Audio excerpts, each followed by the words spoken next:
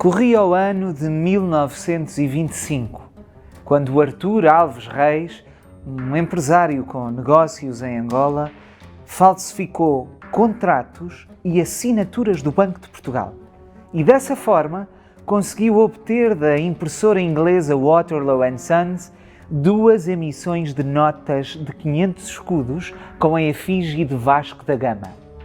À primeira vista, trata-se de um caso típico de contrafação.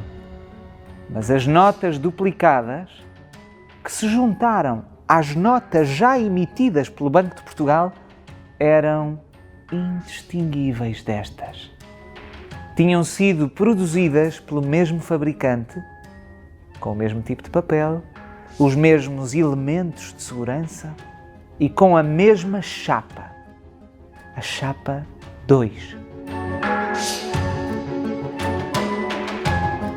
Estou na sala 5 do Museu do Dinheiro e junto a mim estão as notas do caso Alves Reis. Em cima está uma nota original emitida pelo Banco de Portugal e em baixo está uma das notas duplicadas. Consegue ver que é mais alaranjada? É agora que lhe vou falar de um verdadeiro twist e de uma operação de lavagem de dinheiro, literal. Na ânsia de pôr as notas em circulação, Artur Alves Reis mergulhou-as numa espécie de sumo de limão para lhes dar um aspecto usado e eliminar o cheiro a tinta acabada de imprimir. Só que a coloração alaranjada que daí resultou não só veio a dar às notas o nome trocista de Camarões, como veio a tornar-se uma das provas do crime. Deve estar a perguntar-se como é que esta burla foi descoberta. A 5 de dezembro de 1925, havia relatos de uma abundância anormal de notas de 500 escudos no Porto. E o Banco de Portugal, com as autoridades judiciais e criminais, decidiu conferir exaustivamente todas as notas. Identificavam-se os primeiros conjuntos de notas com o mesmo número de série. A partir daí, as autoridades perceberam que não havia forma simples e rápida de as distinguir, muito menos para o público. A 7 de dezembro, para evitar o pânico e a falta de confiança na moeda portuguesa, o escudo, a direção do Banco de Portugal anunciou uma medida drástica. Decidiu retirar de circulação todas as notas de 500 escudos da chapa 2, as ilegais e as legais.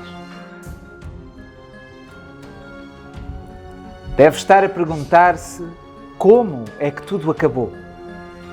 Finalmente, em agosto de 1931, Artur Alves Reis foi condenado.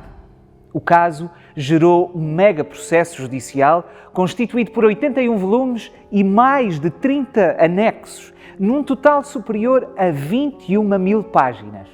No ano seguinte, a impressora Waterloo & Sons foi também condenada a pagar 697.416 libras, cerca de 384.000 euros.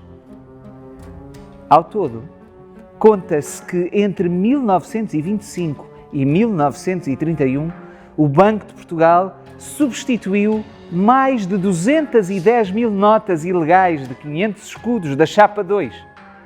O banco assumiu para si um prejuízo que se aproximou perigosamente de 1% do produto interno bruto calculado para esse ano de 1925.